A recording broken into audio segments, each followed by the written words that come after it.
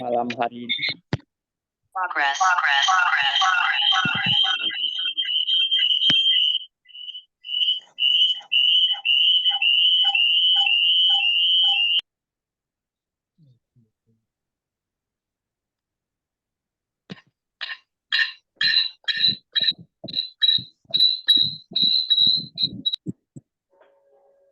Oke, sebelum memulai webinar kita pada malam hari ini, alangkah baiknya kita berdoa menurut agama dan kepercayaan kita masing-masing. Berdoa dimulai.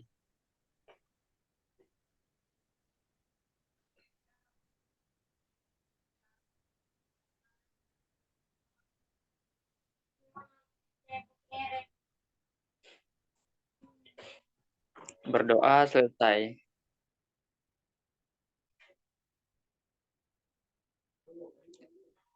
Oke, baik. Sebelum masuk ke agenda kita atau webinar kita pada malam hari ini, saya Heribertus selaku MC akan membacakan susunan acara kita pada malam hari ini. Yang pertama pembukaan, yang kedua sambutan dari Ketua Himpunan Mahasiswa Pasca Sarjana Universitas Trisakti, yang ketiga penyampaian materi oleh Bapak Julius Ndarawala SPT MP dari Universitas Katolik Wetabula. Yang keempat, penyampaian materi oleh Bapak Doep SAP dari Universitas Tribhuwana Tunggadewi. Yang kelima, diskusi dan tanya jawab. Dan yang terakhir atau yang keenam, penutup. Baik, kita masuk ke agenda yang pertama, yaitu pembukaan dari Bapak Dito Aditya selaku Ketua Himpunan Mahasiswa Pasca Sarjana Universitas Tribhuwana Tunggadewi tahun 2022-2003. Saya persilahkan. Terima kasih Pak Heribertus. Selamat malam, salam sejahtera untuk kita semua. Assalamualaikum warahmatullahi wabarakatuh. Yang saya hormati Pak Julius Ndarawala SPTMP dan juga Pak Duf AP, Pak Julius dari Universitas Katolik Wetabula, dan juga Pak Duf dari Uniti. Ya, senang sekali malam ini bisa berkumpul dalam kegiatan webinar yang menjadi webinar yang penutup ya di kepengurusan 2022-2023. Memang kami laksanakan rutin sejak awal kepengurusan di tahun lalu dan senang sekali bisa menghadirkan Pak Julius. Selamat datang kembali Pak di kampusnya Pak Julius ya yang dulu. Salam rindu. Terima kasih juga untuk teman-teman mahasiswa dari Unitri maupun Universitas Katolik Wetabula sebagai kampus yang sedang maju dan berkembang. Saya doakan semoga kampusnya tambah maju, tambah sukses, dan teman-teman tetap terus berprestasi dan juga di Unitri tetap juga bisa terus berkolaborasi. Mungkin itu saja yang bisa saya sampaikan. Selamat menikmati dan mengikuti webinar ini. Dimohon selama webinar untuk bisa kondusif dan mematikan mute jika pemateri sedang menyampaikan materi. Mungkin itu saja Pak. Terima kasih. Selamat malam. Salam sejahtera. Wassalamualaikum warahmatullahi wabarakatuh. Baik, terima kasih disampaikan kepada Bapak Dito Aditya selaku Ketua Himpunan Mahasiswa Pasca Sarjana. Selanjutnya kita masuk ke acara yang kedua, yaitu penyampaian materi oleh Bapak Julius Ndarawala SPT MP dari Universitas Katolik Wetabula. Ya, baik. Selamat malam kita semua. Salam sejahtera. Selamat malam Pak. Malam Pak. Assalamualaikum warahmatullahi wabarakatuh. Jadi terima kasih dari Mas Dito ya. Terima kasih mahasiswa dari Malang maupun di Unika atas partisipasinya pada malam hari ini. Jadi pada malam ini saya akan membawa materi tentang analisis efisiensi pemasaran telur ayam ras peternakan di Desa Kambingan, Kecamatan Tumpeng, Kabupaten Malang. Jadi ada beberapa hal yang saya sampaikan bahwa terkait dengan analisis.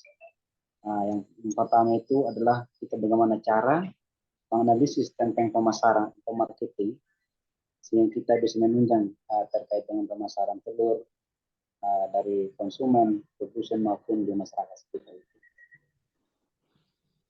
Nah, di mana pada latar belakang ini memang sangat menunjang bahwa perekonomian itu sangat penting bagi masyarakat di Indonesia karena telur ini sangat membutuhkan protein utama, protein masyarakat itu sangat terpenting bagi masyarakat sehingga dalam produksi telur ini sangat menunjang bagi masyarakat begitu ya. Nah di sini ada rumusan masalahnya. Rumusan masalahnya ada 3 poin. Bagaimana saluran pemasaran pada peternak telur ya. Yang kedua bagaimana margin pemasaran, keuntungan pemasaran.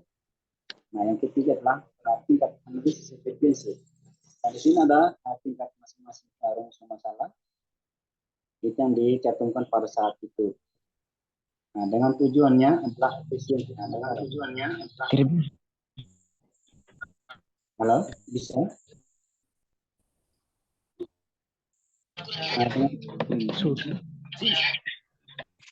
Halo? Iya, bisa.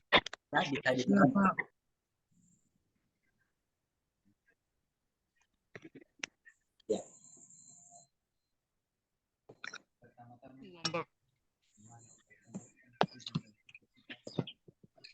Nah, di sini adalah dengan tujuan itu ada efisiensi pemasaran, yang kedua adalah margin pemasaran, yang ketiga adalah saluran. Artinya yang efisien itu misalnya sudah efisien di dalam pemasaran begitu, yang sudah produktif dalam pemasaran. Nah, yang kedua adalah menentukan margin pemasaran dari harga telur sehingga kita bisa menentukan dari marginnya.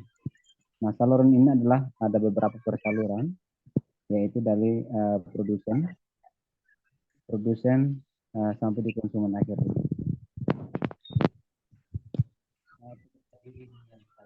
Saatnya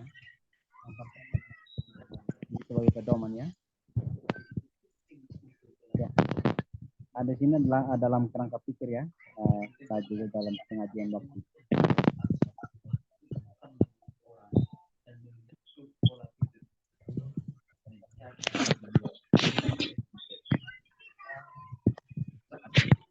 Berarti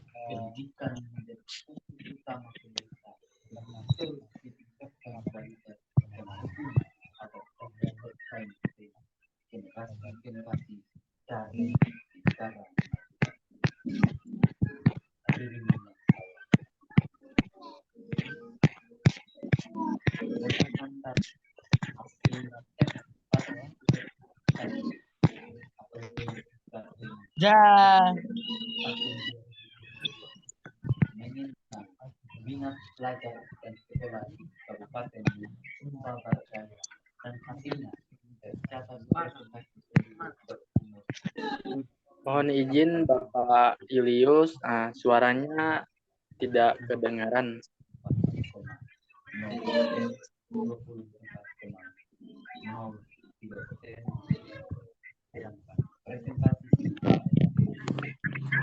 halo. Pak, suaranya kurang terdengar.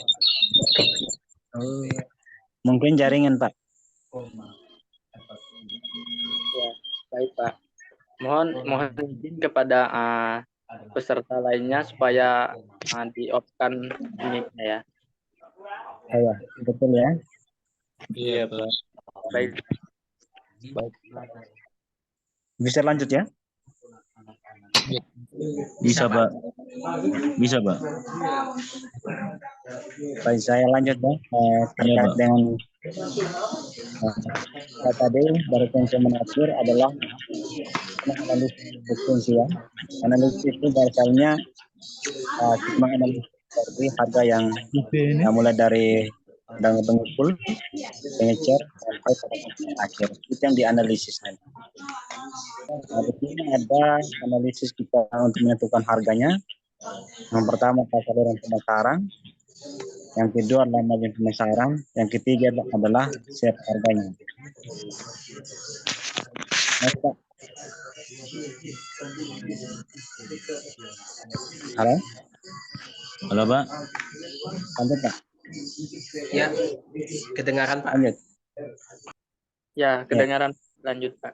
Slide berikutnya ya Pak ya. Ya, slide berikut.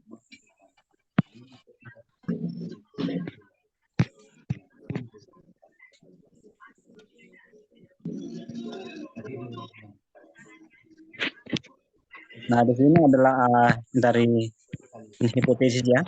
Hipotesis itu ada 3. Ada 3 itu yang pertama adalah produsen saluran pemasaran, yang kedua lembaga pemasaran dan keuntungan pemasaran yang berbeda setiap peternak masing-masing ya. Yang ketiga adalah tingkat efisiensi pemasaran.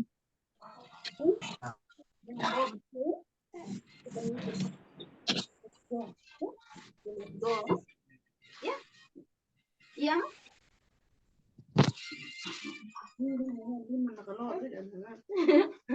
jangan kencang.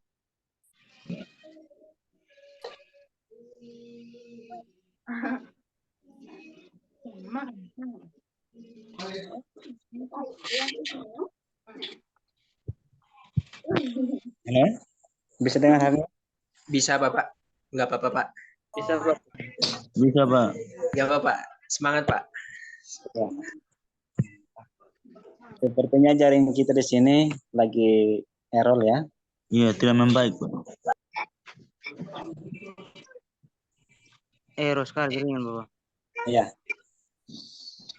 Baik, saya lanjut dari hipotesis ya. Hipotesis. Ini ada juga ada 3 ya.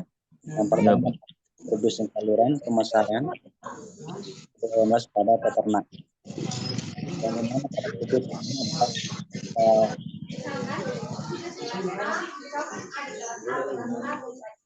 halo, bisa lanjut ya?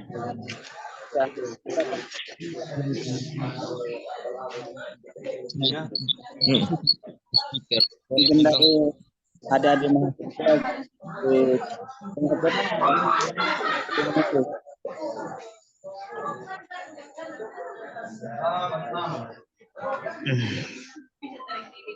Mohon izin untuk peserta lainnya bisa remkan kamera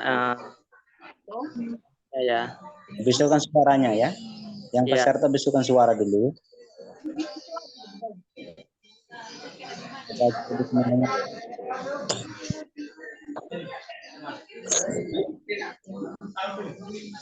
Nobertus Lende.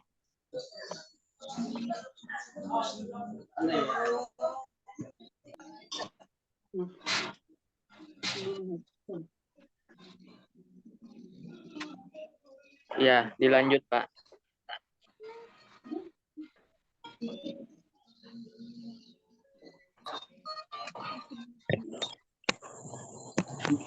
Baik, saya lanjut ya. Siapa? Ya. Jadi hipotesis ini saya memilih 3 ya. 3 ya, mulai dari produsen. Yang kedua adalah lembaga pemasaran. Yang ketiga adalah tingkat efisiensi. Nah, di mana produsen ini adalah pengepul pertama ya. Pengepul pertama dari saluran pemasaran telur. Artinya pengepul itu pengepul telur ya, pengumpulan. Itu dari dasar. Sehingga kedua, lembaga pemasaran ini adalah misalnya di toko-toko yang untuk tempat penjualan begitu. Nah, setelah tingkat efisiensi adalah tingkat hitungan yang valid gitu ya, yang valid untuk menentukan harga efisiensi telurnya.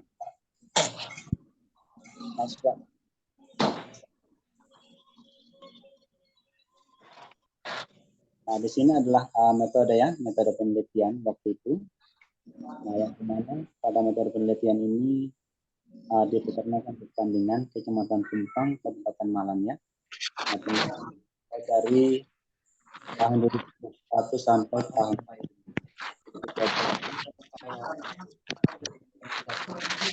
ini kapasitas itu setiap peternak mulai dari 500 sampai 10.800 ekor. Itu masing-masing pada peternak. 30 orang ya, 30 orang saya ambil. Nah, setiap jenis orang itu berbeda. Ada yang 10.000, ada yang 20.000. Nah, itu saya waktu itu penelitian. Nah, bagaimana tekniknya adalah pengambilan sampel, menggunakan sampling ya, sampling atau composite. Dengan jumlah minimal ayam petelur ini sudah lihat di sini ya, ada 500 sampai 10.800 ekor. Nice Pak. Oke, di sini tadi membahas teknik pengambilan dan pengumpulan data ya, itu menggunakan metode deskriptif dengan pendekatan kuantitatif. Nah, ini sangat diperlukan nanti. Nah, kenapa kita harus pilih deskriptif dan pendekatan kuantitatif? Supaya kita bisa menghitungkan dari margin pemasaran sehingga kita bisa dinyatakan valid begitu ya untuk hitung-hitungan dari pemasaran tersebut. Nah, yang kedua adalah jenis data. Jenis data itu data primer. Data primer itu adalah untuk pengambilan secara langsung di lokasi ya. Jadi nanti untuk ada mahasiswa juga bisa diamati seperti ini. Nah, ketika nanti untuk penelitian bisa seperti ini untuk menulisnya ya. Nah, yang kedua adalah data sekunder. Di mana data sekunder ini itu mengambil data sesuai dari judul kita. Artinya kita data bantuan dari jurnal, dari buku. Nah, itu yang dimaksud dengan data sekunder ya. Nah, yang kedua adalah wawancara. Wawancara itu pada saat kita mengambil data di lapangan. Itu sangat penting sekali. Sehingga nanti kita buat proposal atau skripsi itu penting sekali. Nah, dengan juga observasi. Observasi ini kita harus meneliti data dilakukan secara langsung di tempat penelitian. Itu sangat dibutuhkan. Nah, dan yang kedua adalah observasi tidak langsung, di mana melalui pengamatan dan pencatatan gejala-gejala pada objek yang dilakukan secara langsung di tempat kejadian. Di mana langsung ini berarti kita di lapangan ya. Kita menanyakan di sana apakah ada gejala-gejala kejadian waktu gitu ya. Dan kita harus ada juga ini tentang observasi secara langsung. Itu adalah kuesioner ya. Kuesioner itu pertanyaan yang disusun atau dan ditulis pertanyaan yang terdekat dalam kuesioner. Itu sangat penting sekali.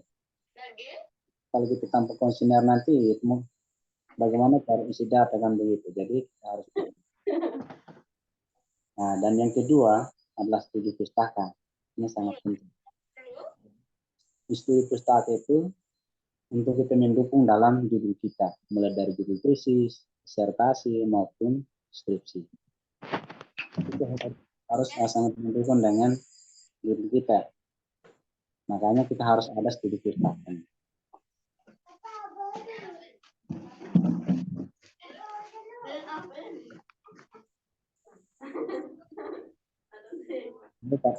Halo?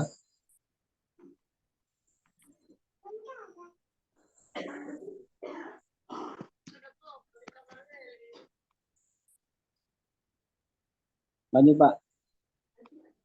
Lanjut pada analisis data ya. Halo? Ya. Pak.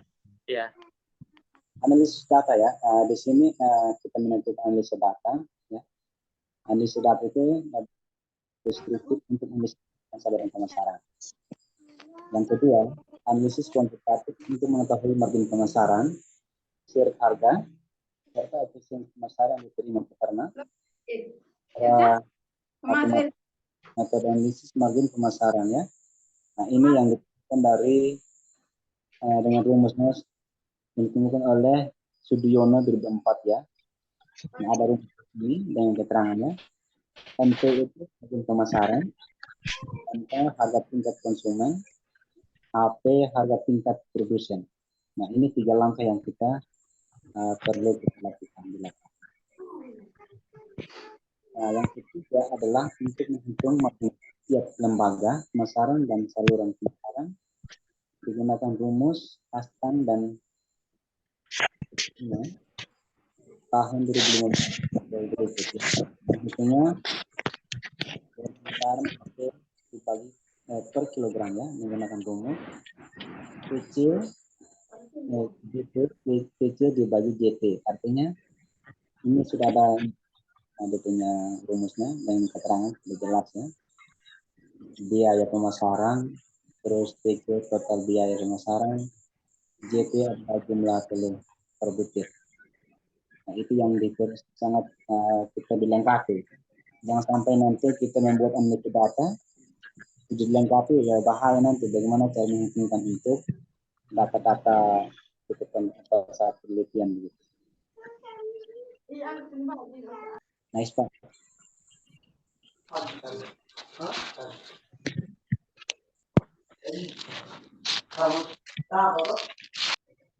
Nah ini juga ya, ini juga tetap berkelanjutan pada rumusnya. Ini sudah tetap sama Pak, hal yang sama tadi, ada beberapa rumus yang dipakai waktu penelitian tesis. Ini mungkin ada di mahasiswa sudah lihat bahwa ada keterangan-keterangan sudah jelas ya.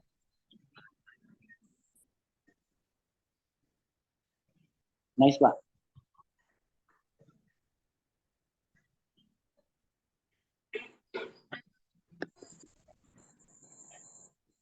Nah di sini batasan masalah ya. Batasan masalah itu daerah penelitian di peternakan desa kambingan. Itu enggak waktu penelitian sama tadi dari metode.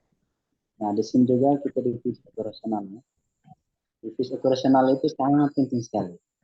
Jadi kenapa harus dibutuh divisi operasional ini untuk menentukan kumpulan-kumpulan data nanti di lapangan. Nah ini wajib semua ya, wajib untuk melakukan jenis artinya ini untuk data-data kita di lapangan gitu. Jadi kalau tanpa kita divisi operasional nanti sulit untuk mengambil data di lapangan.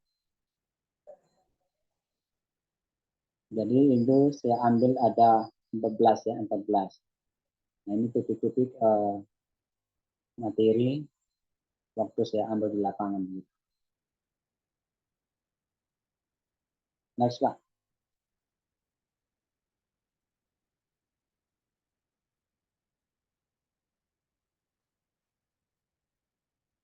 Nah di sini adalah hasil dan pembahasan ya. Jadi hasil pembahasan itu kita membahas dari latar belakang, terus di metode pelaksanaan dan cara pikir sampai hasil analisis. Jadi kita membahas pada hasil analisis sekarang ya. Letak geografis itu Tumpeng merupakan salah satu wilayah dari 30 distrik di Kabupaten Malang, Jawa Timur, dengan jumlah penduduk Tumpeng bertambah 71.985 jiwa ya, yang terdiri dari 35,507 laki-laki, sedangkan perempuan laki 6.478 ya. Nah, yang kedua adalah penduduk desa Kandengan merupakan seorang peternak, khususnya ayam layar, dengan jumlah ayam tersebut 86.150 ekor yang telah produksi sehingga berpotensi telur ayam ras. Nah, itu khusus pada desa Kandengan ini. Itu sangat berpotensi di sana. Nah, dengan batasan pada geografi ini, yaitu ada beberapa desa ya. Sebelah utara desa Kandengan, sebelah selatan desa Ginggit, sebelah barat desa Buri Kidung Kandang ya. Nah, sebelah timurnya desa Panajeng. Nah, yang kedua adalah distribusi ya. Distribusi itu telur yang terjadi secara teratur atau terjadwal. Yang kedua, lokasi peternakan yang tetap dari awal berdirinya. Artinya distribusi itu telur yang di tempat pemasarannya, tempat pemasaran setiap hari begitu. Sedangkan lokasinya adalah lokasi dari awal pendiri peternak sampai pada waktu itu gitu. Sehingga saya dicantumkan begini untuk distribusinya. Nah, di mana pada model pemasarannya di penelitian itu mulai dari produk. Nah, yang pertama adalah pengelompokan atau breeding ya. Breeding telur yang dilakukan oleh peternak. Nah, yang kedua, penjualan telur secara langsung oleh peternak. Yang ketiga, perbedaan pemberian harga antara distributor dan pengecer. Yang keempat adalah penyesuaian harga tergantung harga perubahan. Artinya harga BO itu dia tidak mesti setiap hari pas ada perubahan. Misalnya hari ini di NTT naik 23.000. Nah, kalau di Malang baru saja 1.000. Nah, kenapa bisa terjadi? Mungkinnya stoknya meningkat di NTT sehingga dia mahal. Nah, begitu ya. Nah, sedangkan di Malang kenapa dia murah? Karena stoknya banyak. Gitu. Jadi menentukan harga telur itu sesuai dari harga nasional. Nice, Pak.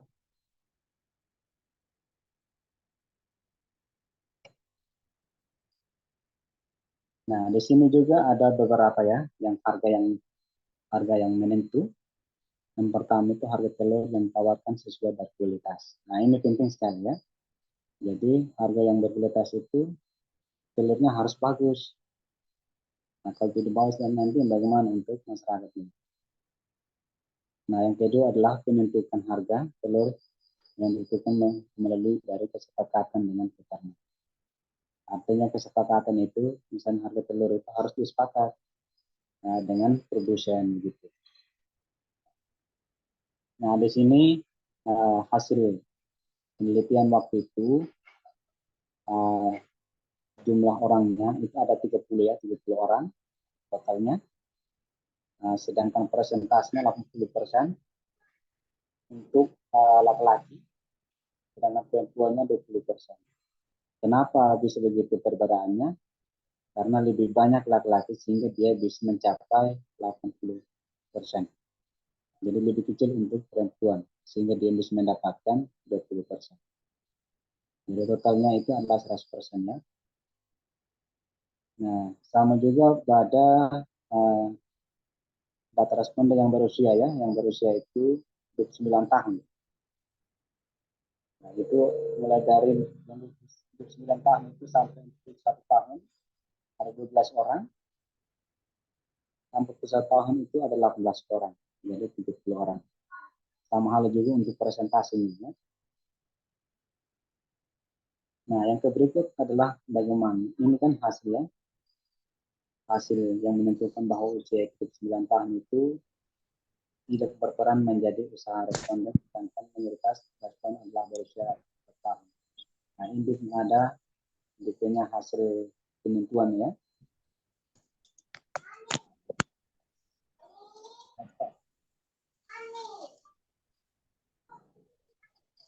Di sini adalah berdasarkan pendidikan juga ya, itu sangat penting.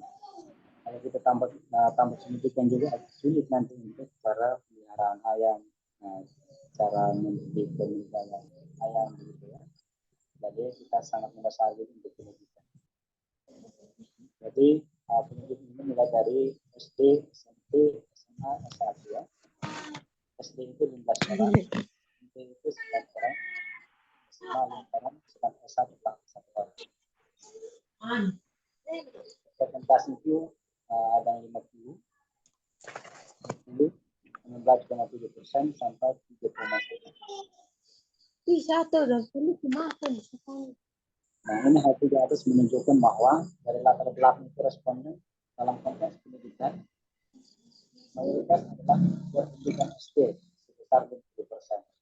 Nah, yang paling banyak itu adalah yang SD. Itu yang paling banyak dari pendidikan. Dan rata-rata di sana itu SD. tamat SD. Jadi yang paling banyak itu adalah minoritas SD. Waktu di Kecamatan Tumpang, Desa Kambing. Nah, di mana lembaga pemasaran saluran ini adalah mulai dari peternak produsennya hingga penyedia pemasarannya ya. Nah, produsen ini mulai dari pengepul, pengencer, konsumen. Nah, artinya pengepul ini ya, peternak ini adalah awal ya. Peternak itu kan telur. Nah, yang telur ini dari peternak, setelah itu baru turun ke pengepul. Nah, pengepul ini dia khusus pengepul telur saja. Khusus. Nah, setelah itu baru over ke pengencer. Nah, setelah pengencer itu baru over ke konsumen akhir. Nah, konsumennya adalah untuk masyarakat sosial untuk konsumsi telur. Itu yang dimaksud dengan lembaga ini. Next Pak.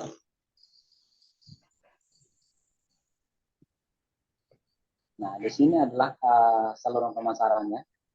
Jadi ini yang menentukan pada setiap 30 orang peternakan tadi, ini yang menentukan harganya ya. Harga per kilogram.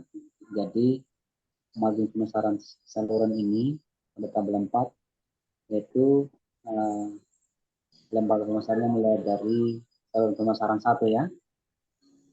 Nah, ini peternak harga jualnya itu 600 2.100. Nah, artinya yang 600 2.100 ini jumlah orang yang 30 orang ya, 30 responden tadi di lapangan. Sedangkan presentasinya adalah 12,596%.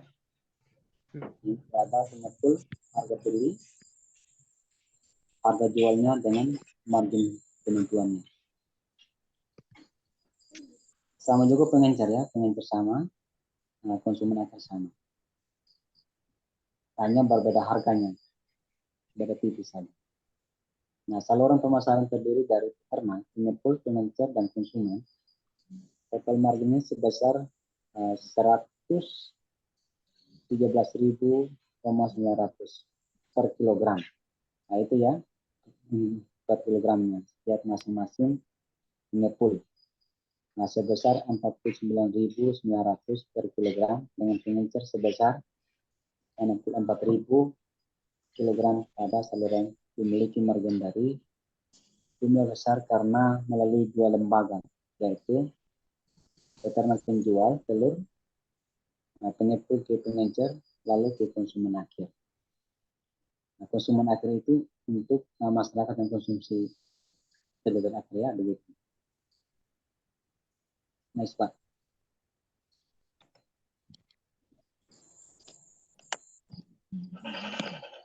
Margin pemasaran saluran kedua. Pada tabel yang ini margin pemasaran telur ayam ras. Yang pertama adalah peternak.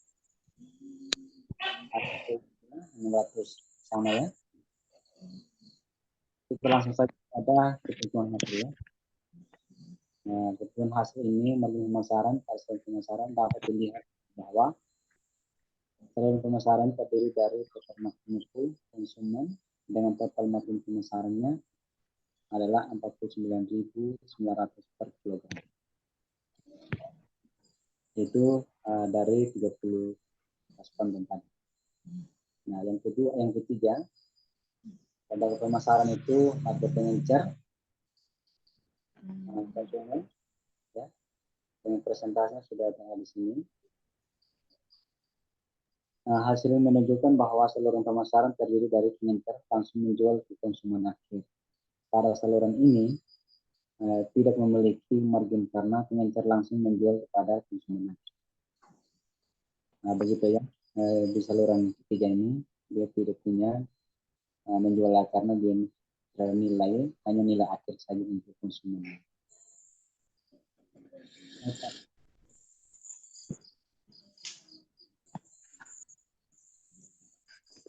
Nah, di sini ada tabel ya, tabel 17, tabel 7 ya. Margin pemasaran telur ayam ras ini itu ketentuan dari 3 margin tadi, tiga saluran pemasaran, mulai dari saluran pemasaran pertama itu 113,900, saluran kedua 49,900, dan yang ketiga ini adalah konsumen akhirnya, jadi dia dapat 0. Jadi dari hasil tersebut itu saluran pemasaran terbesar dari 113,900 tadi. Itu yang waktu penelitian bersama itu saya mencapai nilai-nilai yang ada di sini. Sedang keuntungan pemasarannya itu mulai dari pemasaran 113.900, pengencer itu keuntungannya 64.000, sedang konsumen adalah 0, jumlahnya 177,900. Nah, sedangkan yang saluran kedua keuntungannya 49,900. Nah, saluran ketiganya 0 ya. Saluran ketiga kenapa bisa mendapatkan 0? Karena dia hasil akhirnya konsumennya begitu ya. Jadi nilai dia langsung konsumen akhir ini. Nah,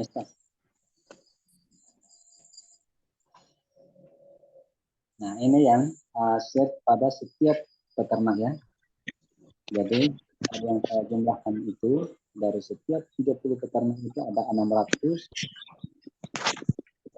2.100. Nah, ini totalnya mulai dari nomor 1 ya, 25.000 sampai. Nah, ini yang totalnya dari masing-masing peternak. Masing-masing peternak itu harga telurnya berbeda. Yang sampai 30 orang. Nah, ini jadi totalnya itu 600, 2.000. Nah, konsumen juga begitu berbeda ya, sampai 716.000. Nah, harganya ini ya. Sedangkan ini hasilnya 89, nanti 88 dan seterusnya.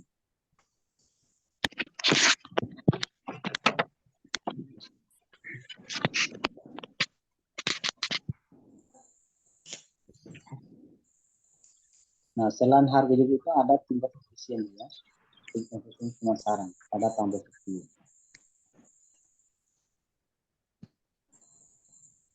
Nah, di sini pada 2010 itu efisien pemasaran mulai dari lembaga pemasaran saluran 1 itu 15,90, pengencer 8,9, konsumen 0 dengan jumlah 24,8.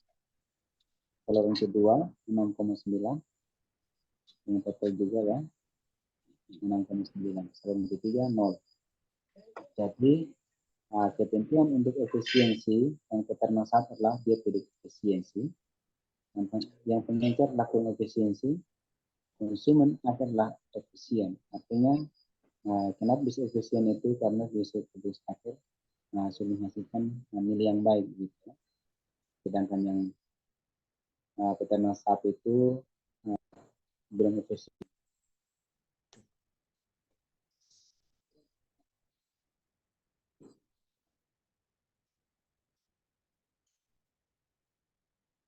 Di mana pada hasil itu sangat menunjukkan bahwa saluran 1 itu jumlah efisien diperoleh peternak yaitu 15,90%, tidak efisiensi. Sedangkan pada pengencer efisiensi diperoleh sebesar 8,9%. Nah, hal ini juga tidak menunjukkan efisiensi ya. Jumlah efisiensi diperoleh saluran kedua sebesar 6,9. Nah, sedangkan saluran ketiga adalah efisien diperoleh pengencer 0,0%.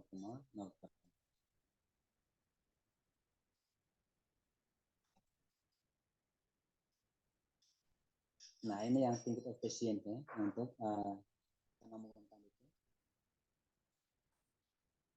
Sama juga tadi dari share harganya, ini juga tingkat efisiensi sama ya.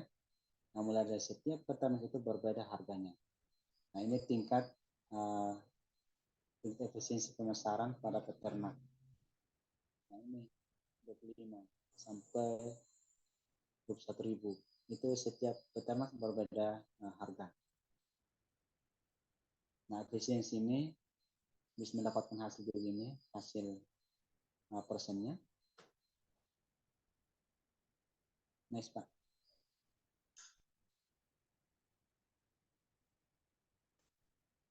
Nah, di sini adalah saran dan kesimpulannya. Saran kesimpulan itu yang pertama adalah saluran pemasaran terdapat pada peternak yang meras 3 macam saluran. Nah, yang pertama itu saluran itu adalah paling adalah saluran ketiga, karena saluran pemasaran ketiga ini pengecer langsung menjual produk ayam ras pada konsumen akhir. Yang kedua, as analisis margin pemasaran, keuntungan pemasaran, analisis margin pemasaran tertinggi terdapat pada saluran kedua. Ini yang disimpulkan dari hasil penelitian saya. Nah, yang ketiga, hasil analisis efisiensi pemasaran dilakukan menunjukkan bahwa ternak menggunakan lebih efisien seperti saluran ketiga, artinya semakin pendek saluran pemasaran maka semakin efisien pemasaran. Yang dilakukan tingkat efisiensi pada masing-masing lembaga pemasaran dan peternak. Garis kambingnya Kecamatan Tumbang. Nah, sedangkan sarannya ada 3 poin, saya ketik juga. Yang pertama adalah sebaiknya peternak menggunakan jalur pemasaran yang lebih efisien. Oleh karena itu, peneliti juga menanyakan agar peternak ini melakukan kerjasama dengan perusahaan mitra. Agar saluran pemasaran juga dilakukan semakin pendek, maka seperti juga dilakukan pada saluran pemasaran ketiga. Nah, yang kedua, sebaiknya peternak juga minimal margin pemasaran, selisih harga antara peternak dan pengecer. Nah, ini kenapa saya butuh ini untuk sarannya, karena waktu penelitian juga ya, penelitian juga memang di kecamatan di Kambingan itu rata-rata peternak belum ada kerjasama dengan kemitraan, hanya rata-rata peternak rakyat saja, mandiri begitu ya. Makanya saya sarankan untuk bekerjasama dengan kemitraan. Sama juga pada yang kedua tadi itu, pemasarannya selisih dari harga pemasaran dari untuk setiap peternak gitu. Jadi saya juga harus disarankan untuk melanjutkan atau menindaklanjuti dari pemasaran setiap produsen telur begitu. Nice, Pak.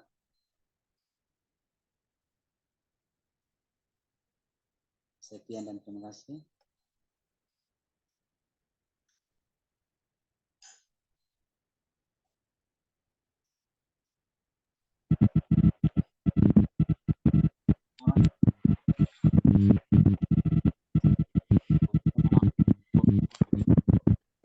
Baik, terima kasih disampaikan kepada Bapak Julius yang telah menyampaikan materinya. Terima kasih banyak.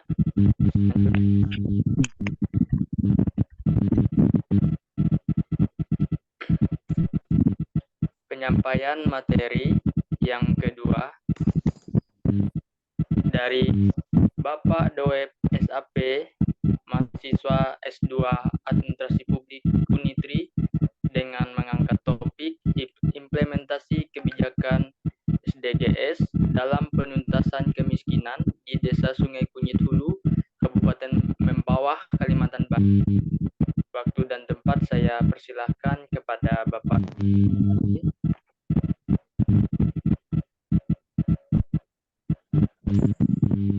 Halo. Halo, selamat Ada suara Malam, saya, Pak. ya. Ya, assalamualaikum warahmatullahi wabarakatuh.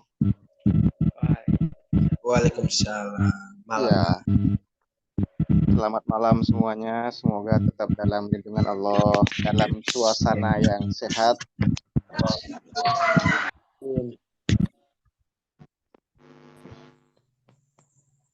Halo. Ya, Pak. Oke. Mohon maaf sebelumnya terkhusus sama Ketua HMJ kita ya yang luar biasa. Mas Dito, barangkali nanti ada sesuatu yang tidak tersampaikan dengan sistematis karena dengan kondisi dan beberapa hal yang tidak memungkinkan. Tapi insya Allah tetap kita kasih penjelasan yang menarik lah. Yang menarik. Mungkin ini jadi sesuatu yang seru ya kalau kita lihat dari beberapa peristiwa, khususnya dari daerah yang saya angkat sebagai kasus dari implementasi kebijakan atau enggak apa namanya misi transisi ya waktu kita COVID kemarin untuk menuju ke sesuatu yang lebih normal dan lebih maju karena di tahun 2020 kita sempat mengalami krisis secara kesehatan sampai tahun 2022 secara peningkatan ekonomi juga sehingga ada sesuatu terobosan yang buat saya pribadi adalah menarik gitu. Nah, mungkin kita kenali dulu ya, mohon maaf mungkin ini nggak ada share screen ya, kita ya interaktif aja nanti kalau ada sesuatu yang pengen ditanyakan khususnya barangkali teman-teman dari kebijakan pengen menanyakan apa sih kebijakan, bagaimana sih cara mengaturnya, seperti apa cara mengujinya, mungkin kita sharing lah. Sharing ilmu perlu untuk kita laksanakan.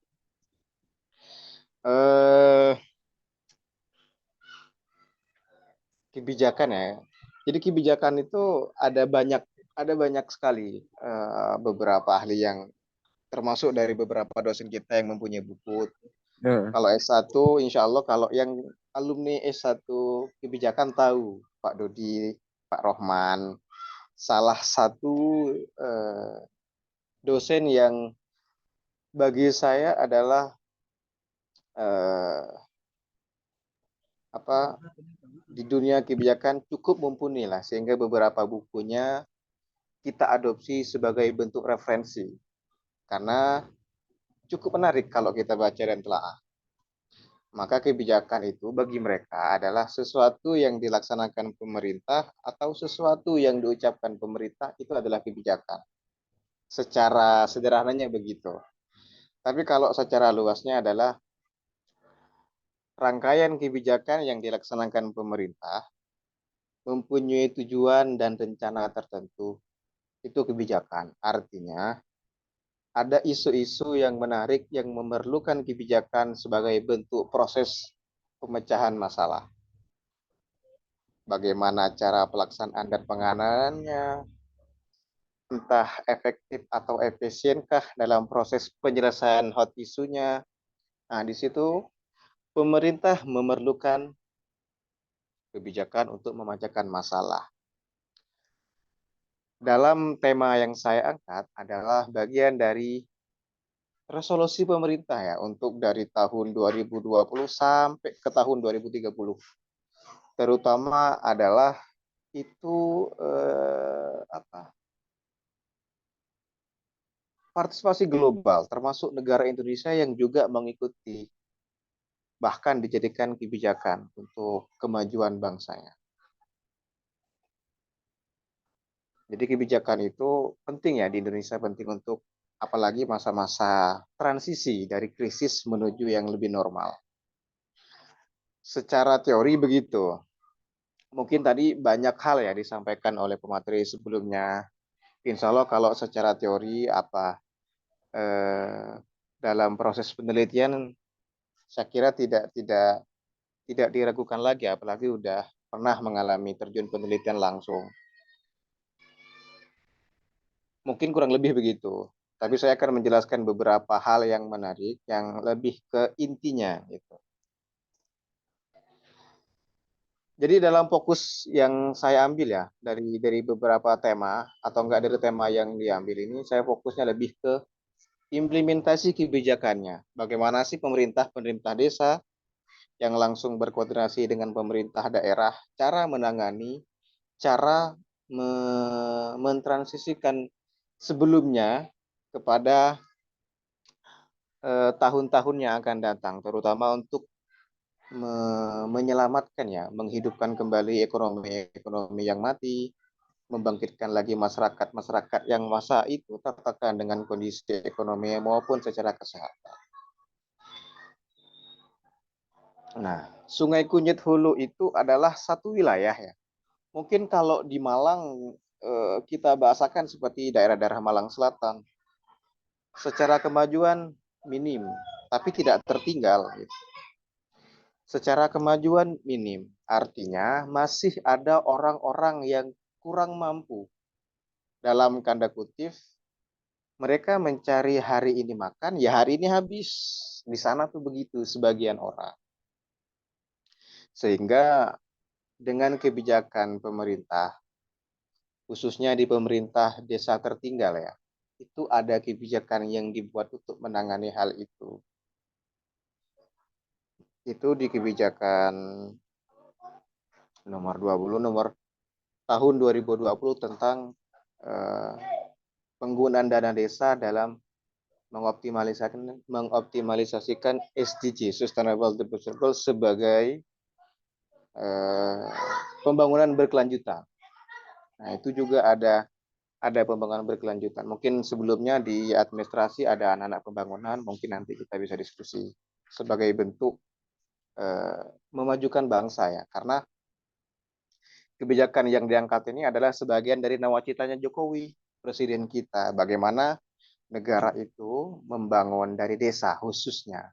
Nah, seiring dengan adanya kebijakan global ini, Indonesia juga ikut andillah sebagai satu visi dari presiden kita. Nah, rumus apa latar belakangnya ya? Jadi di Sungai Kunyit Hulu itu yang menarik adalah di balik judul ini, gitu. Jadi di balik judul ini yang jadi bahan kajian membuat saya tertarik ngambil judul di sana, perangkat desanya itu ya. Nah, kita sharing sedikit. Perangkat desanya dari sekian perangkat desa yang tersaji SK-nya oleh pemerintah daerah, hanya setahu saya dan saya pernah berkecimpung di desa itu 3 orang. Kepala desanya, seksi kesejahteraan dengan seksi keuangan. Akhirnya saya dengan melihat fenomena itu tertarik. Apakah SDGs yang diangkat oleh pemerintah khususnya di Kementerian Desa Tertinggal di Sungai Kunyit sebagai salah satu desa yang ikut melaksanakan kebijakan tersebut, mampu nggak sih gitu, efektif nggak sih dalam pelaksanaannya. Jadi selama beberapa bulan saya di sana, banyak sekali menemukan hal-hal yang bukan janggal ya, tapi emang kenyataan itu yang aktif cuma beberapa orang saja. Sehingga menarik ternyata ini kalau kita telisik lebih dalam segi ilmu kebijakannya. Itu yang menjadi daya tarik saya sebagai sumber daya yang ingin mengetahui, mengkaji hal-hal kebijakan yang berbau bagaimana penuntasan itu dilaksanakan. Karena SDGs itu fokusnya adalah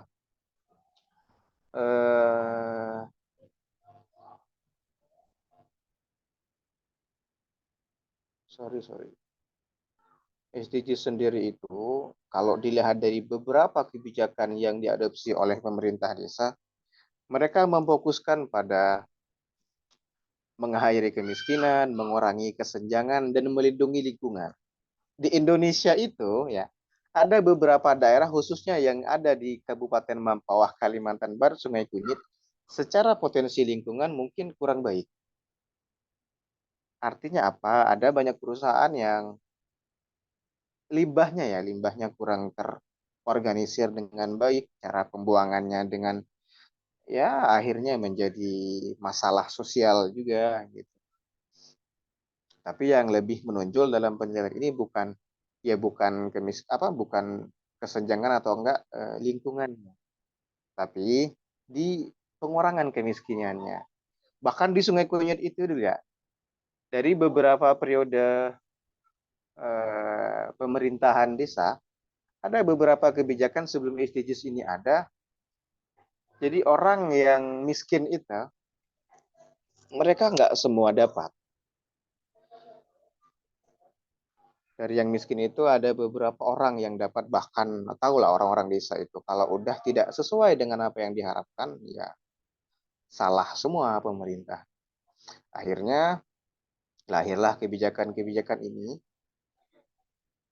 Bagaimana kemiskinan diakhiri, bagaimana proses pelaksanaannya. Gitu. Mungkin saya akan langsung kepada pembahasan ya. Untuk ini, sorry. Untuk kajian teorinya. Jadi untuk tema yang saya angkat ini, saya telah ukurkan pada kajian teorinya menggunakan RWOT 3 ya. Secara pemahaman kebijakan bagi saya pas untuk melihat ya kondisi lapangan seperti apa, penyampaian kebijakannya bagaimana, terus pengaruh pemerintah desa terhadap sosial, terhadap masyarakatnya seperti apa, terus struktur birokrasinya bagaimana untuk melaksanakan kebijakan tersebut. Saya kira itu pas untuk dalam tema ini, gitu ya, untuk tolak ukurnya gitu. Saya lanjut dulu. Jadi saya lanjut ke pembahasan aja ya. Dari apa yang saya dapatkan secara observasi langsung kemarin, ada beberapa data yang bagi saya tidak sinkron dengan data orang yang miskin dengan bantuan yang tersalurkan. Artinya, kolega-kolega yang lebih dekat walaupun tidak miskin itu dapat. Orang yang harusnya dapat akhirnya tidak dapat. Orang yang harusnya tidak dapat tapi tetap dapat gitu. Secara kondisi ekonomi mereka menengah ke atas lah, ya tidak miskin bagi saya, karena miskin itu kalau menurut data BPS ya, sebagai gudangnya data, maksudnya yang mengetahui data itu, miskin itu adalah orang yang ya cari sekarang, ya dimakan sekarang. Nah itu ada di sana, tapi ada yang nggak dapat juga gitu. Maka dari beberapa kajian teori yang kita angkat, secara penyampaian kebijakan ada beberapa orang yang tidak paham. Akhirnya mereka ya miskomunikasi secara penyampaiannya seperti apa. Karena pola pikir orang-orang desa ya, pola pikir orang desa tidak sama kita kalau lihat dengan orang-orang ya orang-orang yang bukan di perkotaan tapi secara kemampuan keilmuan. Gitu. Karena desa itu orang-orang kadang ya ada yang nggak sekolah, apalagi yang sudah usia-usia di atas 50. Banyak yang miskomunikasi di sana. Cuman ada hal menarik juga dari tema ini. Gitu. Menariknya adalah 3 orang yang melaksanakan ini di desa. Mereka mampu gitu ya. Secara pelaksanaannya mampu. Secara pelaporannya juga mampu. Tidak ada kesulitan ya kalau bagi saya lihat. Mereka mampu menghandle itu. Cuman kalau secara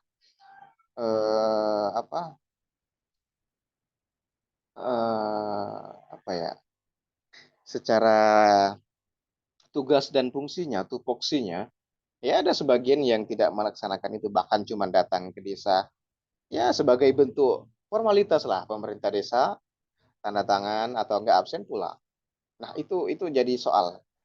Akhirnya saya melihat itu sebagai wah ini hambatan gitu. Itu juga bagian dari salah satu hambatannya yang saya temukan gitu. Akhirnya pemerintah desa Dengan adanya kebijakan ini, dengan masyarakat banyak yang komplain. Bahkan ada suatu di sana, ada mungkin di sekitar bulan 8 atau enggak bulan 9 awal. Ada banyak orang yang mendemo gitu. Karena secara implementasi kebijakan nggak dapat mereka. Nggak dapatnya adalah secara kriteria mereka miskin, iya. Secara latar belakang ekonomi mereka kurang mampu. Tapi secara bantuan, ada sebagian yang nggak dapat. Walaupun bantuan itu cuma tidak difokuskan sama BLT, terus disabilitas, terus raskin, terus bantuan-bantuan yang lain yang di zaman itu banyak sekali mengadakan bantuan. Nah, itu. Akhirnya yang saya simpulkan adalah melihat dari latar belakang, melihat dari rumusan masalah, bagaimana implementasi kebijakannya, gitu. Ada banyak kejanggalan. Gitu. Kesimpulannya adalah itu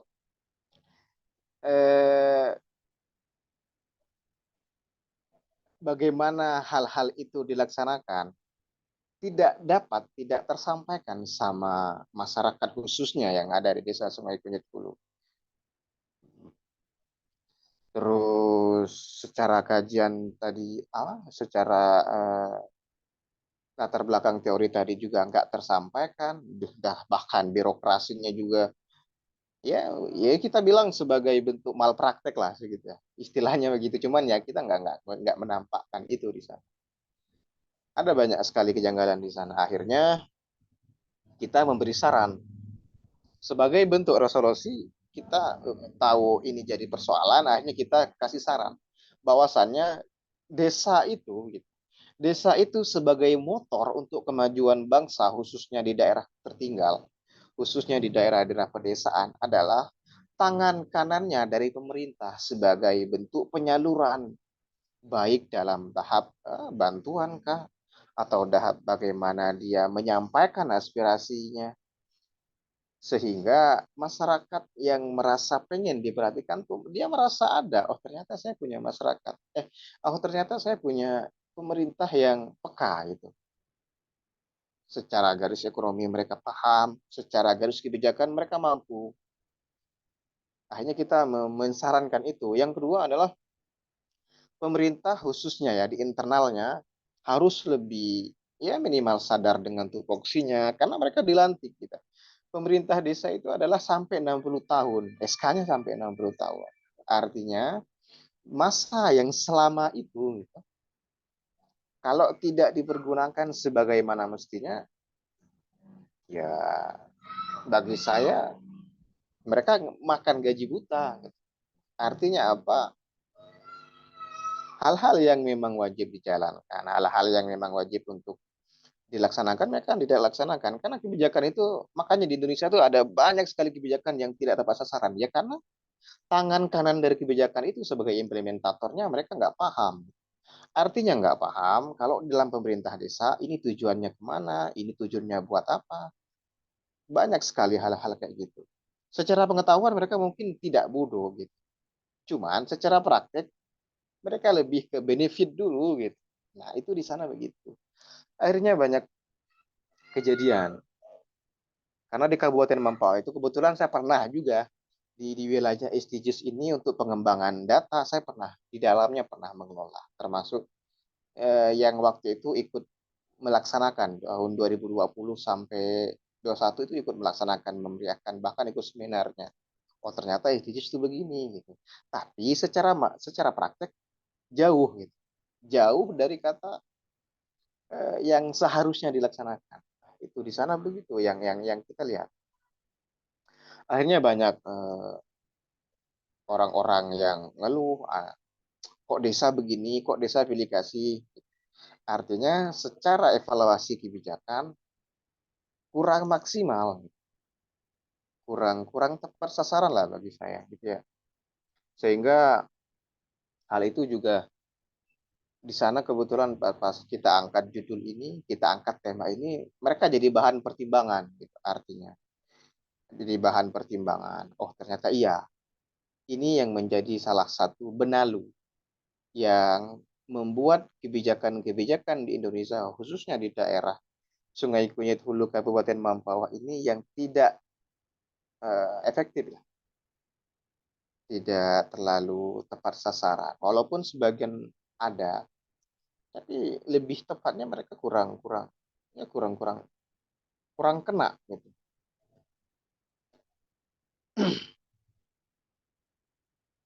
Ya, sederhananya begitu ya, teman-teman, yang kita sampaikan bahwa kebijakan itu seperti itu.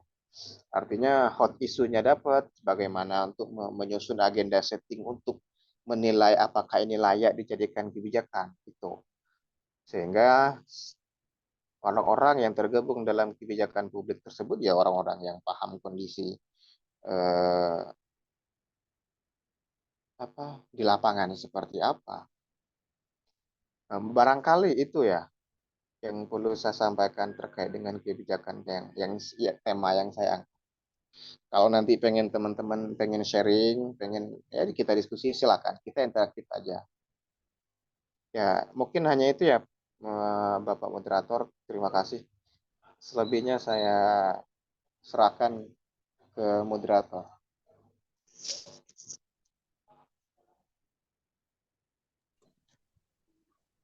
Oke, baik, terima kasih disampaikan kepada pemateri kedua yaitu Bapak Doeb yang telah memaparkan materinya. Selanjutnya kita masuk ke agenda kita yang kelima yaitu diskusi dan tanya jawab. Mungkin dari peserta barangkali ada yang mau ditanyakan baik kepada pemateri pertama maupun ke pemateri kedua. Saya persilahkan.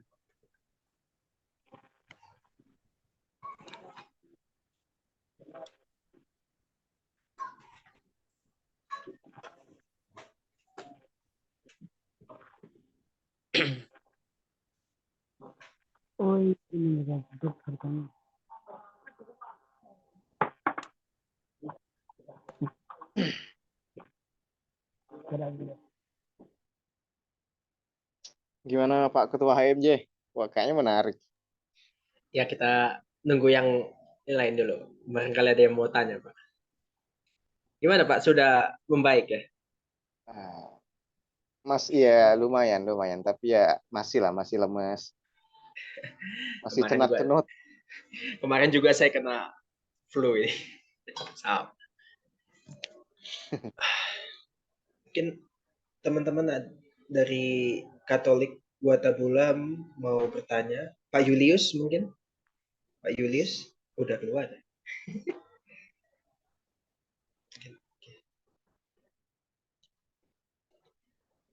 Ya, kalau memang belum ada yang bertanya, saya boleh tanya ya, Pak? Boleh. Mari diskusi. Kan tadi kan disampaikan kendala-kendala ketika terjun ke lapang. Nah, itu tadi kan Bapak juga sampaikan, yang saya tangkap itu adanya miskomunikasi jadi antara kebijakan yang dikeluarkan oleh pemerintah, kemudian ini miskomunikasi di masyarakat. Nah, apakah ini menurut Bapak ada nggak kaitannya dengan manajemen SDM gitu? Apakah atau pendidikan atau lain? Ya. Ada nggak? Mau langsung dijawab kah, Ketua? Oh, boleh. Silakan. Oke. Terima kasih. Secara pemahaman ya, karena orang desa itu kalau kita membahasakan dengan bahasa kita gitu ya, maka susah. Artinya susah secara ilmu, secara pengetahuan. Orang desa itu lebih bukan primitif ya, tapi lebih berkembang kita. Maka membahasakan itu bukan bahasa kebijakan akhirnya. Kalau menurut saya sih begitu kemarin, karena untuk sosialisasi SDGs sendiri, ya khususnya bagi ya bantuan lah, karena bantuan kan bagian dari tangan kanan SDGs sebagai turunannya. Jadi mereka nggak paham gitu, karena kan di kebijakan ini pemerintah desa itu kan dia patokannya, walaupun SDGs sebagai acuannya, tapi mereka membuat patokan di undang-undangnya di Kementerian Desa itu. Nah, masyarakat itu kan kalau di apa di kebijakan pemerintah kebijakan pemerintah desa tertinggal ya. Sorry, harusnya saya tampilkan PPT, berhubung saya nggak buat ada data. Jadi di tahun 2020 tuh mereka membuat kebijakan ya, undang-undang, peraturan di pemerintahan desa dan orang desa dapat. Saya ada datanya. Jadi penyaluran bantuan bagi masyarakat setempat ya, khususnya bagi masyarakat di desa tersebut, harusnya bagi mereka semuanya merata gitu. Paham ya? Harusnya semuanya merata dapat. Yang kategori miskin, yang kategori ekonominya ke bawah. Tapi kan kalau menurut undang-undangnya yang di tahun 2000, sorry saya lihat dulu. Jadi pemerintah desa itu nggak bisa memukul rata harus semuanya dapat, nggak bisa. Tidak bisanya kenapa? Kebijakan untuk anggaran dana desa itu mereka cuma menganggarkan karena waktu itu ya masih ada lah pembangunan berkelanjutan lain selain menangani kemiskinan. Termasuk juga pengembangan SDM ya kedua. 8% dari APBD itu 8%. Sedangkan desanya tidak terlalu besar, beda dengan desa-desa di Malang ya. Desa di Malang secara perkembangan ya oke lah. ADD-nya ya lumayan, APBD-nya lumayan. Sedangkan di sana kecil. Nah, diskomunikasinya adalah di penyaluran bantuannya. Bagi desa sebagai pemangku kebijakan dan implementator, kita ikuti aturan ini bahwasannya kalau sudah melebihi dari ini, kita kan nggak bisa ngambil ADD lain. Kita nggak bisa ngambil uang buat pendanaan-pendanaan lain, gitu nggak bisa. Nah, orang desa sendiri tidak bisa menyampaikan bahasa itu dengan bahasa yang yang pas lah istilahnya gitu. Artinya miskomunikasi itu berujung pada demo waktu itu. Wah, ada sebagian RT karena di sana itu ada 3 dusun ya, dusun Semanyar, ada dusun Skip 1 sama Skip 2. Nah, Skip 2 ini Skip 1 ini sorry, yang mereka kategorikan di pesisir gunung ya. Mungkin ada banyak yang kategori orang miskin tapi nggak dapat. Gitu. Akhirnya mereka datang ke desa beramai-ramai. Kok ini nggak dapat gitu? Kok bisa ini nggak dapat? Kok bisa ini nggak tercover? Ternyata secara pendanaan, secara dana yang dikhususkan buat penyaluran bantuan tuh ya emang segitu, ya disalur sesuai segitu. Akhirnya waktu itu ya, ketika kita bahas pada musrembangnya, pada musrembang desanya kebetulan saya ikut untuk menjawab itu, menjawab ketidakpahaman, mungkin miskomunikasi lah, bukan ketidakpahaman, saya kira. Kita desa akhirnya memberi jalan yang dapat sekian itu dipotong. Paham ya? Misalnya bantuan untuk BLT, mereka dapat 900 ya kemarin, atau enggak 600. Mereka potong jadi 600. Dari 900 dapat 600. Untuk apa? Untuk mengcover orang yang kategori miskin tapi nggak dapat. Paham ya? Jadi uang-uang potongan tersebut, dan itu kalau kita sesuaikan dengan kebijakannya, nggak boleh harusnya. Kenapa? Karena itu di luar dari konsekuensi yang ada. Akhirnya kalau itu ketahuan misalnya sama inspektorat atau enggak sama keuangan daerah, itu akan ditindak. Kenapa? Karena mereka melaksanakan kebijakan ketentuan pemerintah atau enggak pemerintah pusat, itu jadi ini akhirnya nanti dia ya tindakan di luar kebijakan gitu. Itu bahaya, bahkan kita sempat bahas itu bahaya. Untuk apa sebenarnya kita melaksanakan waktu itu ya, termasuk saya ikut lah, waktu itu saya ikut untuk membagikan nama-nama yang dapat melalui kepala dusun setiap dusun untuk menghindari hal-hal yang tidak diinginkan. Padahal itu bersekuensi. Secara kebijakan itu bersekuensi. Karena mereka bertindak di luar kebijakan. Akhirnya mereka secara diam-diam lah istilahnya ya, underground gitu. Secara diam-diam untuk memberi pemahaman, untuk memberi coveran kepada kepada masyarakat yang kurang mampu di saat itu. Itu dong yang menjadi tolak ukur yang menjadi persoalan waktu itu, selain dari internal desanya ya yang saya temukan. Jadi mereka memotong orang yang dapat, terus yang dipotong itu baru dikasih sama orang yang nggak dapat dengan kategori tertentu yang dapat. Seru ini seru tuh, seru. Kalau di sana kemarin saya seru. Ada ya, tensinya tinggi lah, bagi saya tinggi.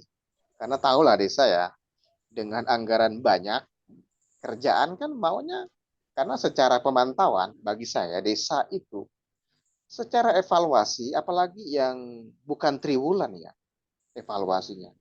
Jadi langsung satu periode 1 tahun, tahu saya, oh ternyata gini mainnya orang desa. Oh ternyata cara mengatur keuangannya begini. Maka jangan heran ya kalau nanti ketemu orang desa yang ya, ekonominya berubah drastis, ya jangan heran. Itu makanya kemarin sempat tensinya tinggi lah di sana. Baru saya angkat. Wah ngeri juga ternyata. Oh baik. Itu tuh. Makasih, Itu. Pak. Itu nggak ada ini ya, nggak ada treat ya, nggak ada ancaman dengan Oh, mengangkat ada. topik Bukan kayak gitu. ancaman sih, bukan ancaman.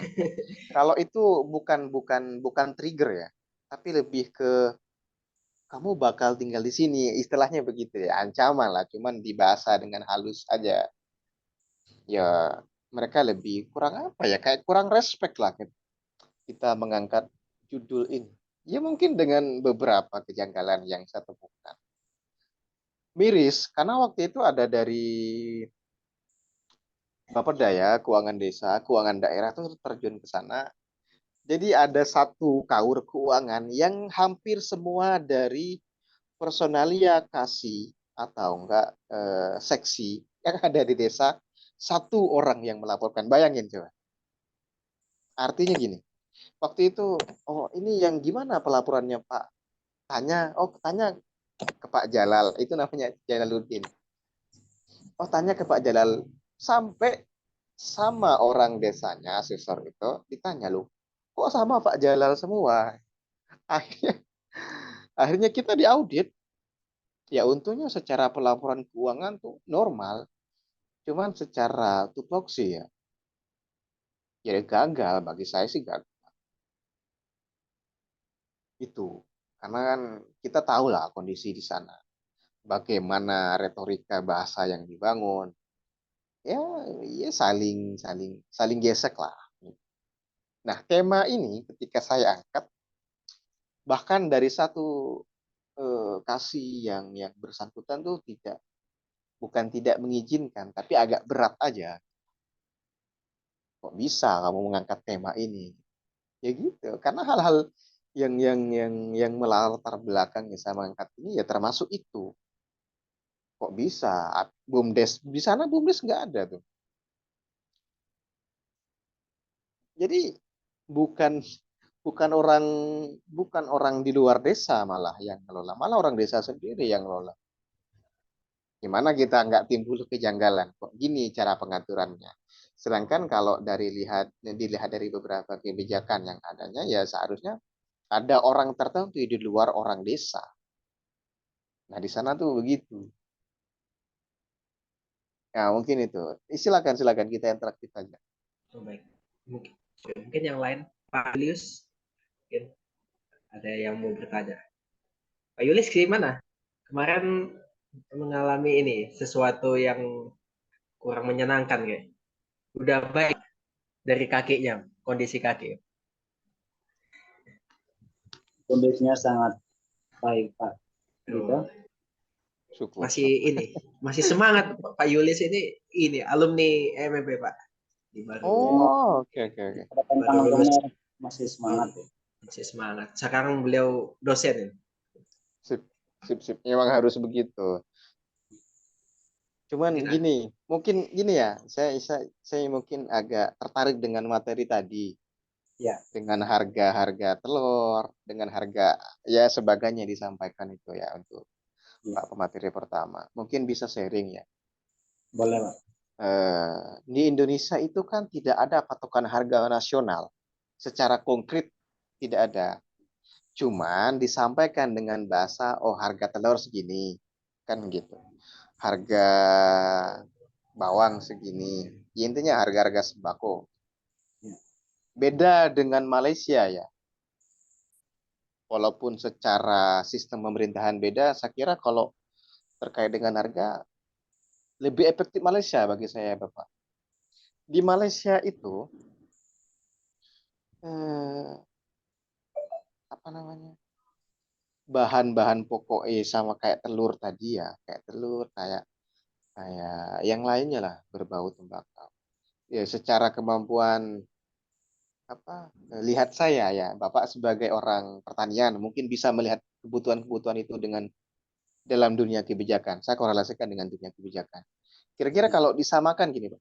Disamakan dengan prinsip Malaysia, jadi pasar itu tidak boleh mematok harga di luar jangkauan kebijakan pemerintah sebagai Perdana Menteri.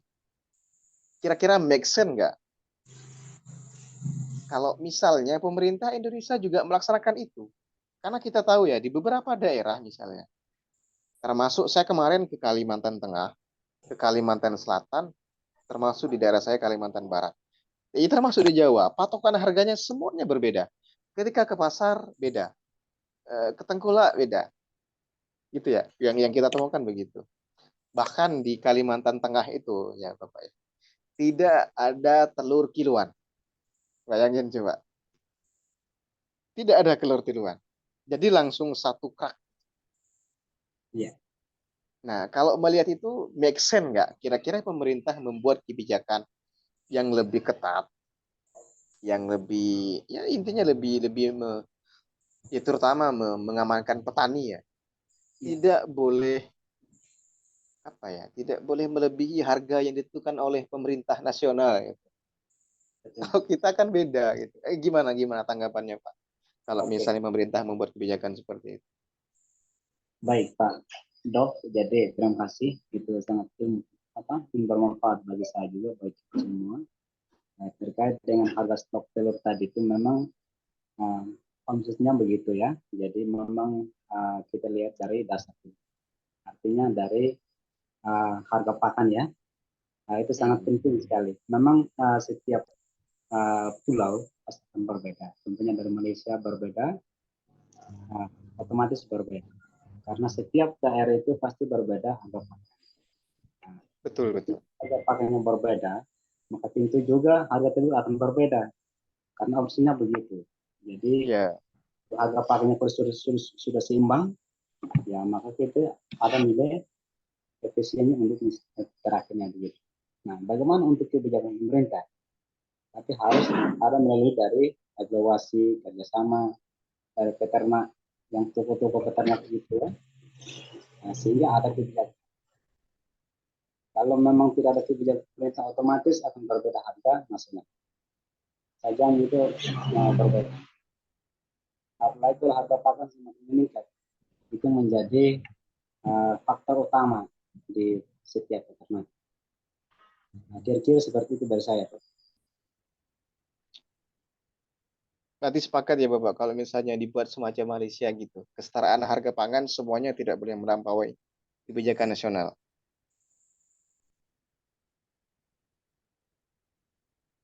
Halo, Pak. Coba ulang, Pak. Kira-kira Bapak sepakat nggak kalau kita ya siapa tahu ya kita tidak tahu ya kemungkinan terjadi gitu. Dari beberapa hasil webinar begini kita membuat terobosan baru biar Ya. pasar itu atau enggak toko-toko yang berjual itu tidak boleh melampaui harga dari batas yang ditentukan kebijakan nasional. Saya kira itu lebih masuk akal gitu. Ya, kalau kita ya, kalau kita yang ya kita sharing saja ya. Ya, kalau memang kita punya tujuan yang efektif ya, kenapa kan begitu gitu. Intinya ada pro kita untuk bekerja sama. Gitu. Ya, Jika ada nanti untuk pro kita bekerja sama, kita harus ada omsetnya. Artinya omset itu harga barang yang kita ketahui. Misalnya dari Kalimantan berapa, nah, terus di Sumber berapa. Jadi kita harus analisis yang benar begitu. Sehingga kita ada nilai outputnya kan. sip.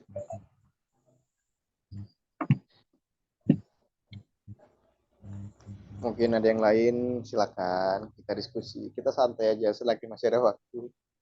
Mahasiswa juga mahasiswa pernah kan ya bertanya gitu. Masih ada waktu. Tinggal 24 yang bertahan, nggak apa-apa. Ya. Sepanjang jam ini. Tidak masalah. Baik Pak Moderator, yang lain mungkin.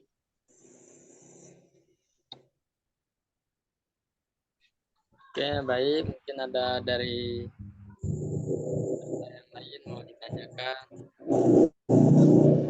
Ini dari semester berapa aja dari pasca ketua? Jadi saya melihat ada yang semester 4 ya, 3, terus semester 1 juga ada. Selamat datang, semoga betah di pasca ya, harus betah. Pak Sandro, ayo Mas, tadi ada Mas Lepi ya, dari Puncak Jaya. Mungkin Mas Lepius atau Bang Sandro atau mahasiswanya Pak Julius yang mau bertanya. Bapak betah ya? Kalau tadi kan aja betah. Betah kalau saya betah tapi pengen lulus cepat. Nggak apa-apa. Sharing aja nggak Pak? Gitu. Dari ilmu. Pak Duf kan sama Pak Julius kan lebih senior. Jadi lebih tahulah tips-tipsnya. Sama aja. Tips-tipsnya tunduk patuh ketua. Erinimus ini tambah putih kalau di Jawa. Jarang hujan Pak di sini. Ini panas malah. Banyak orang sakit flu ini. Termasuk saya aja. Kalau Pak MC nggak apa-apa ya? Pak Eri nggak apa-apa ya? Kak flu juga? Aman.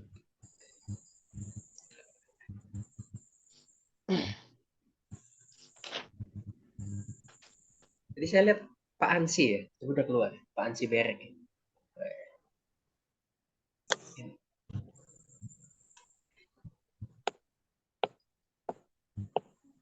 Itu Pak Eri nggak punya pertanyaan? Belum ada yang tanya.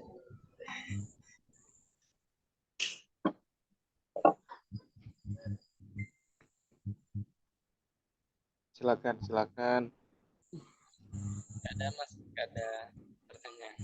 Oh, nggak ada pertanyaan. Ya sudah, tinggal ditutup kalau tidak ada. Iya, kalau nggak ada ditutup. Ya. Ya mungkin sebelum ditutup ya saya ucapkan selamat datang kepada teman-teman yang baru di pasca, dinikmati prosesnya ya. Kita proses bareng-bareng. Karena jujur ya saya kalau ke pasca itu nggak tahu mana anak pasca karena nggak tahu apa sukan, apa yang gimana yang mau nyapa. Jadi kita yang mau ke kampus tuh kok kayak aduh, nggak ada yang kenal juga, kadang itu udah begitu gitu. Jadi nanti kalau teman-teman ketemu kita ini atau enggak kita yang ketemu teman-teman yang kenal, mari kita perlu ngopi-ngopi. Malah keren itu. Kalau ngopi-ngopi Ya, sama Mas betul. Ide bagus Karena ya. pasca mahasiswanya sedikit, tambah tidak akrab, ya tambah sepi juga akhirnya. Iya. Mari. Dulu kami juga kali Mas Tito. Ini tambah grupnya masih dikunci ya, tambah sepi lagi ya, Pak. Oh, nggak tahu kalau itu ya, no comment kalau saya. Aduh, ya Allah. Mungkin ditutup aja Pak Eri. Kalau ada foto bersama, rekan-rekan mungkin menghidupkan kamera. Kalau enggak ya nggak apa-apa. Mungkin Ya, ada semua closing statement dari pemateri. Ya, silakan. Oh iya. Silakan Bapak duluan. Tidak apa-apa. Pak Julius, Pak dosen. Kita belum dosen ini masalah. Baik, terima kasih menyampaikan materi tadi. Bila mana materi saya tidak menyenangkan seluruh mahasiswa, teman-teman, Mas Tito, Pak Dol, sama Hieronymus, mohon maaf ya, karena kita juga tidak sempurna apa yang kita kerjakan. Jadi terima kasih atas perhatiannya. Semoga ilmu yang bermanfaat ini atau sebagai pedoman kita bangsa dan negara. Terima kasih. Selamat malam. Dari saya mungkin tidak banyak ya. Jadi khususnya untuk teman-teman kebijakan itu menarik. Sesuatu yang kadang tidak tahu, perkembangannya sangat dinamis sekali. Jadi jangan pernah bosan buat belajar kebijakan. Jangan pernah bosan buat turun ke lapangan. Nah, itu ada banyak hal yang perlu kita ketahui. Intinya jangan cuman apa ya bahasa. Jangan cuma di kelas doang gitu. Mari kita ikut eksplor, ikut melebarkan sayap buat ilmu pengetahuan, khususnya di dunia kebijakan. Barangkali cuma itu ya Bapak moderator. Kurang lebihnya saya mohon maaf dan saya ucapkan terima kasih banyak atas kesempatannya udah memberikan kita ruang untuk ya sama-sama belajar ya. Kurang lebihnya saya mohon maaf. Billahi taufiq wal hidayah. Assalamualaikum warahmatullahi wabarakatuh. Waalaikumsalam. Selamat malam. Oke, terima kasih sampaikan kepada serta Bapak Asep yang memaparkan materi kita pada pertemuan atau webinar kita yang ketiga ini. Mungkin sebelum menutup ada foto bersama ya, Pak Dito.